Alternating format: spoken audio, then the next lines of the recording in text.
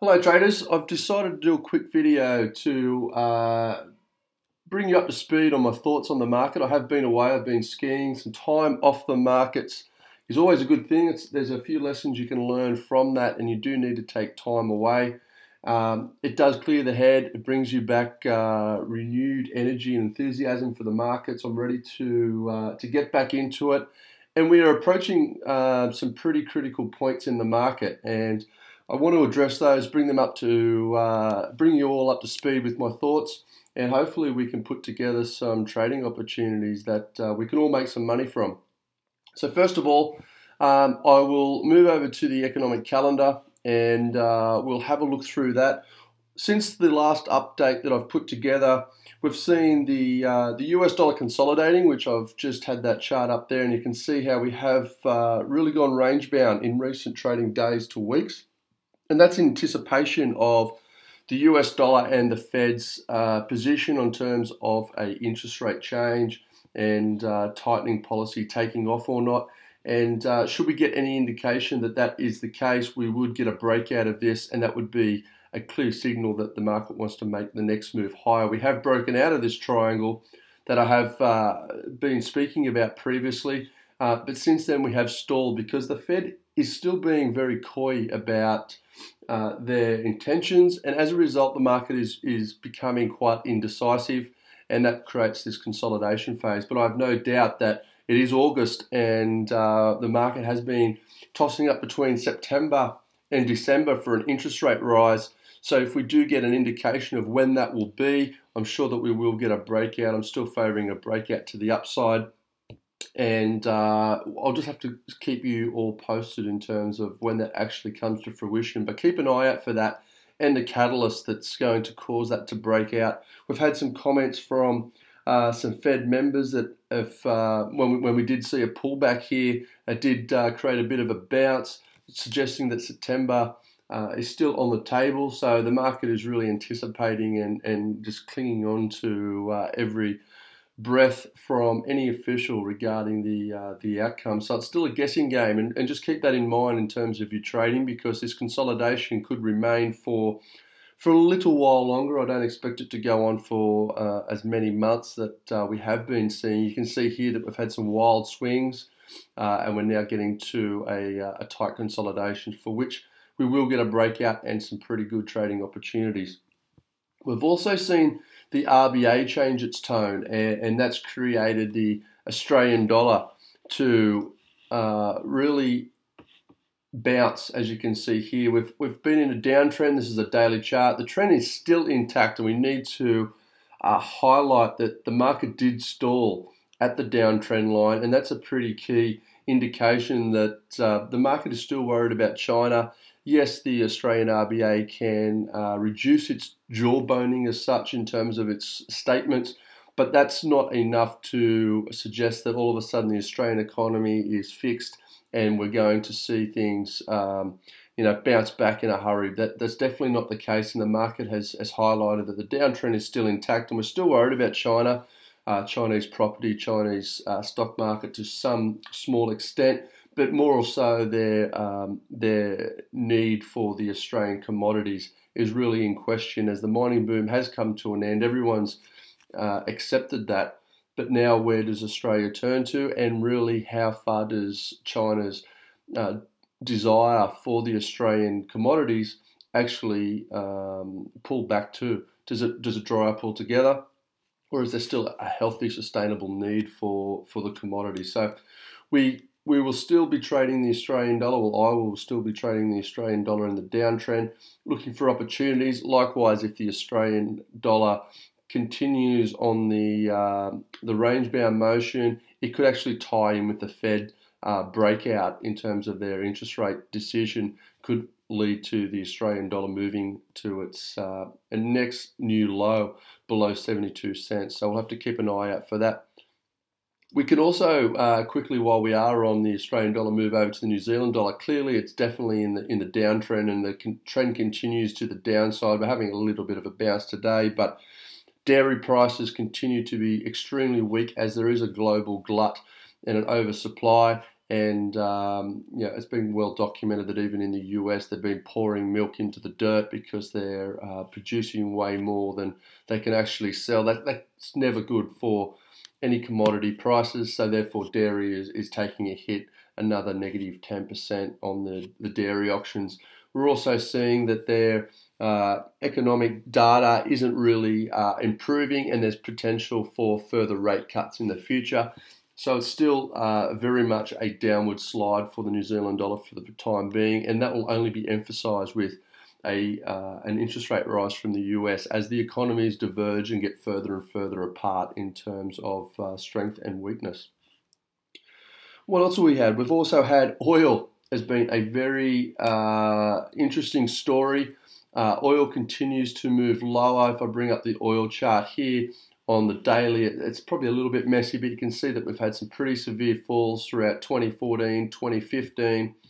And then we had a bit of a bounce here in March through to April. And then we consolidated as the market wasn't sure whether this was a dead cat bounce or whether we were going to consolidate, break out to the upside, and the worst of oil had come to an end. However, as you can see here, with the strength in the US dollar, OPEC still controlling the oil demand, and oil supply is still increasing, and global demand for oil actually hasn't ticked up in the same relationship to supply. And now with the Iranian deal looking like it's going to be signed, sealed and delivered, we will have that additional oil supply kick into the market, which the market did start to price in here through the June situation. And also oil had some impact there with the European situation, but that was more on a very minuscule size. So as you can see, we have been sliding recently. If I move to a 4-hourly chart, it just emphasizes the trend is continuing to the downside. It still doesn't seem like we have found any support, and we could continue to test $42 a barrel, which is the previous low that we've seen. And it's going to be interesting to see how the market reacts from the current price at $45 a barrel to $42 a barrel. This is an area which I'm no longer trading oil, as I'm just really want the market to tell me where it wants to go. Are we going to see it break and make new lows, or could we potentially have a situation here where we have a double bottom, as oil getting down around these low levels makes it very hard for majority of the oil producers in the world to make any money at all. So will they allow the oil price to continue to slide as more and more oil producers move into negative territory in terms of their profit and loss? Or will supply actually taps be turned off a little bit and the oil price boosted back within a level where the most efficient oil producers are actually going to make a dollar? These massive moves in oil, as well as the US dollar situation, has created a phenomenal rally. As you can see here, it's a weekly chart for the US dollar versus the Canadian dollar. Back in May 2011, we found these lows, and since then we have got somewhat of a parabolic curve happening. And a parabolic curve is one that just gets steeper and steeper, and it will end up in somewhat of a bubble territory at some point. I'm not saying or suggesting that we're there yet. $1.30 was my take profit level throughout this move. It got there a lot quicker than I thought when I was chatting to some people that I was trading with earlier on in previous months of the year. We were down around this region here and looking to buy and add to our positions on the basis of the US dollar strength and oil weakness. That's continued to flow on. We've also had Canada now call an election for the 19th of October, and that's never good for a currency pair, as the Canadian economy is not in a healthy state, and the current ministers will be trying really hard to get the economic data to improve, because they don't want to go into an election when the economy isn't firing on all cylinders. Unemployment rates at 6.8%.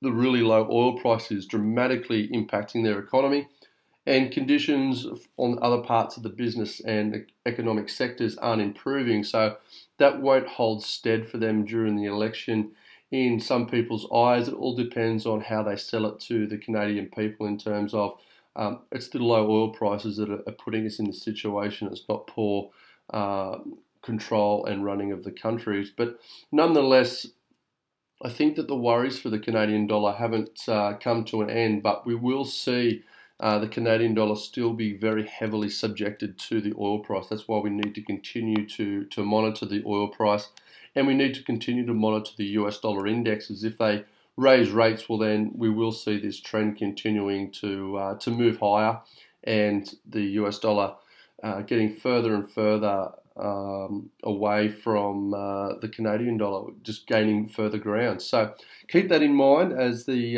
election will start to play an important role, as will the Fed's decision to raise rates. Also, what have we got here today? Let's talk about what we've got coming up today. Today, the market is dubbing Super Thursday. Now, they're calling it Super Thursday as the UK, for the first time in history, is actually going to be releasing simultaneously the monetary policy decision, the minutes of the meeting, and the quarterly inflation report. With 45 minutes following that information, there will be a press conference. And it's all in the aid of more transparency and the Bank of England trying to be a lot clearer in terms of its intentions. But what we've got coming up is a perfect storm, some people believe, and you can see that the Canadian dollar has been consolidating as a result. We have been seeing some wild swings recently, but we have been consolidating as the market is anticipating today, where we will have a lot of information. Now, the Bank of England is definitely not expected to raise rates. However, the drama could come about in terms of the change of guidance. There is some anticipation that there will be some members actually vote for a rate hike. Potentially that's Will, McCafferty or Miles. They're the three most outspoken members on the board at the moment, and they're the ones that could potentially vote in favour of a rate hike. Now, if they do, that will be very bullish for the UK pound, and that we will see that price get quite wild and actually rally on the base of that information dropping real soon. We also need to watch the Bank of England's forecast for inflation. How soon do they believe it will reach the 2% target? That's on everybody's mind, so we need to see where those comments come from.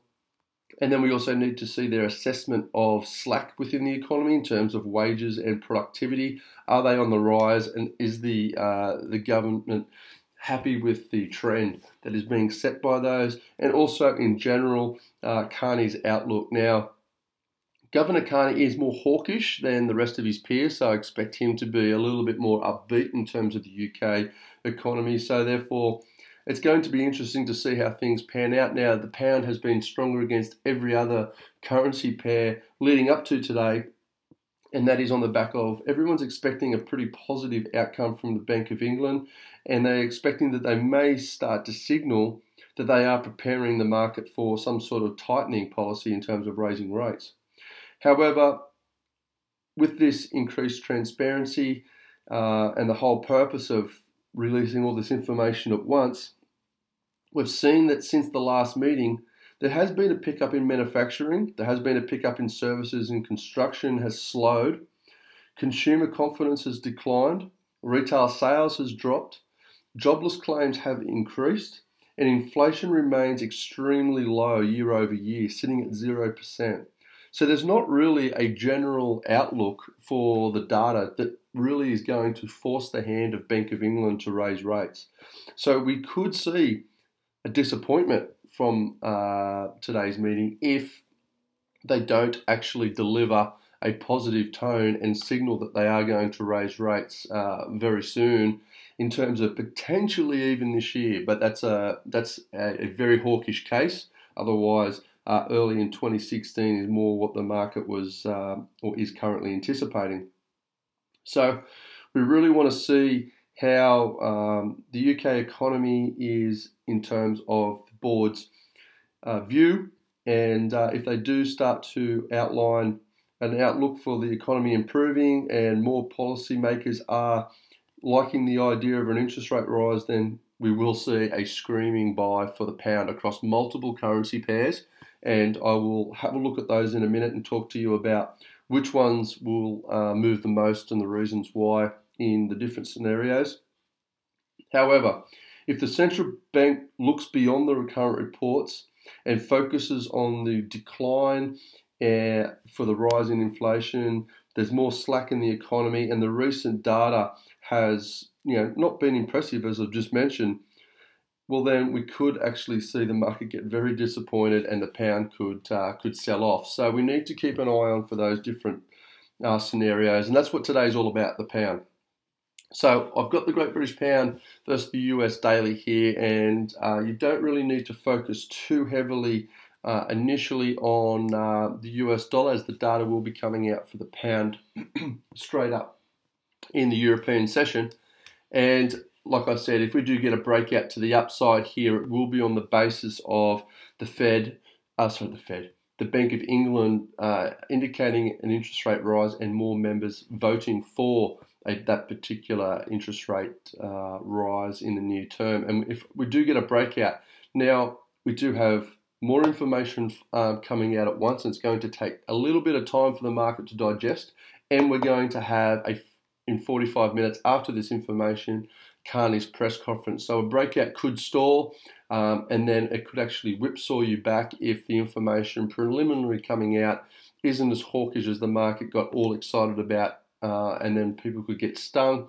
Likewise, we could get a breakout if we did get some voting members likened to an interest rate rise sooner rather than later, and then we could get a pullback to this line here, and then when Carney actually comes and does his press conference and confirms the market's initial reaction, well, then we could see an extension and a follow-through for the pound itself.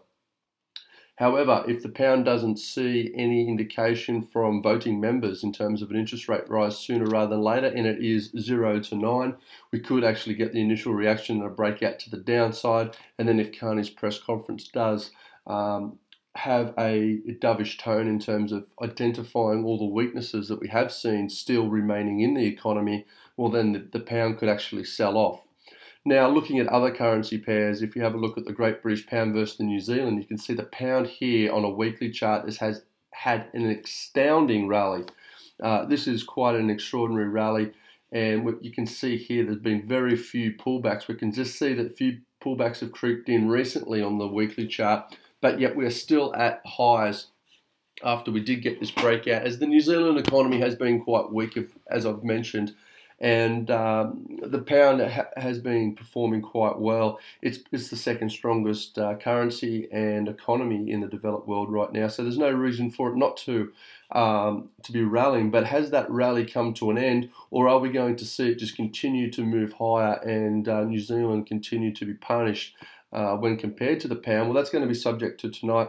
Keep an eye out for that, as we could initiate a small pullback and start to see a bit of a topping pattern right here if the market is disappointed from today's decisions from the Bank of England. If they're not signaling anything in terms of an interest rate rise in 2015, and they do say that the data does have a little bit to go, well, then we could get a pullback, and there's probably a few hundred pips in terms of a pullback before it would actually move higher and continue to outperform, as there's no doubt that the UK economy is going to continue to outperform the New Zealand economy for the foreseeable future.